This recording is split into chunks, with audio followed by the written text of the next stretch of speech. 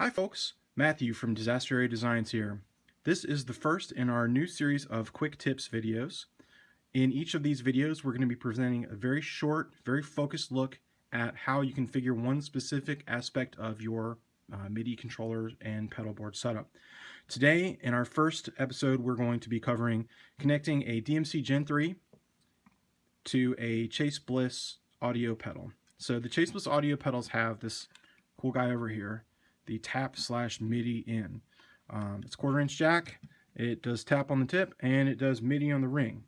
When we designed the Disaster Area Gen3 controllers, we built them with connecting to the Chase Bliss pedals in mind. So we've added our MultiJack here.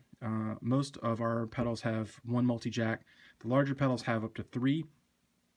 They'll be colored differently than the expression pedal jack. So on this guy, the expression pedal jack is black, and the MultiJack is red. In some cases it's white. On the large controllers is a red, white, and blue MultiJack. So all you'll need to connect your Gen3 controller to your tonal recall, warped vinyl, womb tone, gravitas, spectre, etc. is our MultiJack to Chase Bliss cable. There's a link to this below in the description. This is a TRS pancake on one end, and it's got one of our disaster plugs on the other end. To hook this guy up, you plug the TRS end into the tap MIDI jack, and then you plug the mono end, the disaster plug end, into our controller. Now, what you should also do is you should pop it back off your controller and examine the dip switches. So there's 3 dip switches here, and they're going to say EXP all on, tap all off. So to use this for MIDI, for the Chase Bliss stuff, they just need to be in the on position. So flip them all up if they're not already there. They come all up by default, so we probably won't have to do anything, but it's worth checking just to make sure. Once you've got everybody connected, you're going to have to tell the DMC that you want to use the jack for MIDI and that we're talking to a Chase Bliss pedal. So power them on, and then after the display starts scrolling, just hold the left and right buttons. If you're using a DMC 6 or DMC 8 Gen 3, then it's the A and B buttons. Otherwise, it's the lower left and lower right. Once we're in the setup menu, we need to page over to device A. If you want to control this guy as device B or device C, same steps, just pick device B or device C.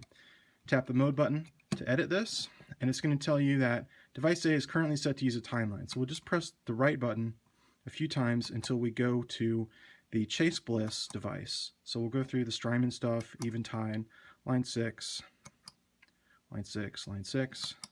There's a lot of line 6 in here. And then we'll get to Chase Bliss. So once it's set to CBA, Chase Bliss audio, tap that button again. Now we're going to tap over until we see the MultiJack set up. So here's the MultiJack. Tap this guy, and then we'll just tap once to set it to MIDI. So you set to MIDI, tap this guy. Jack channel, check this. It should be ABC. If you're controlling several of these things, you may want to have this on a different setting, just B or just C, but ABC is going to work great for what we need to do. So exit out and then hold the mode button on a 6 or 8. It's the save button, same thing. And now the only other thing we need to do is we need to tell the tonal recall which MIDI channel it needs to listen for. So go over to the first scrolling mode.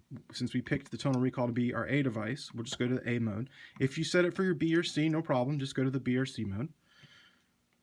Unplug the tonal recall or your Chase Bliss pedal and power it on while holding both of the foot switches.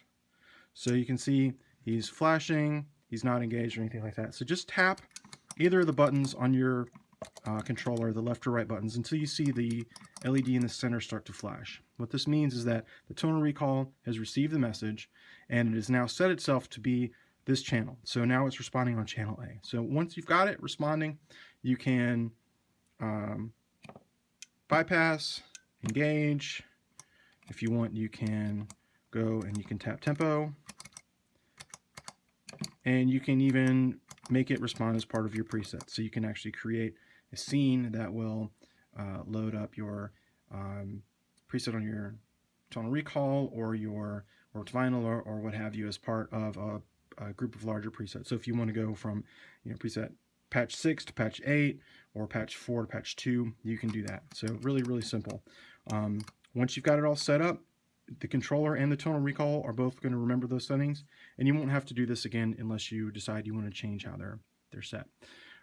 We've got links to this controller and the connecting cable in the description.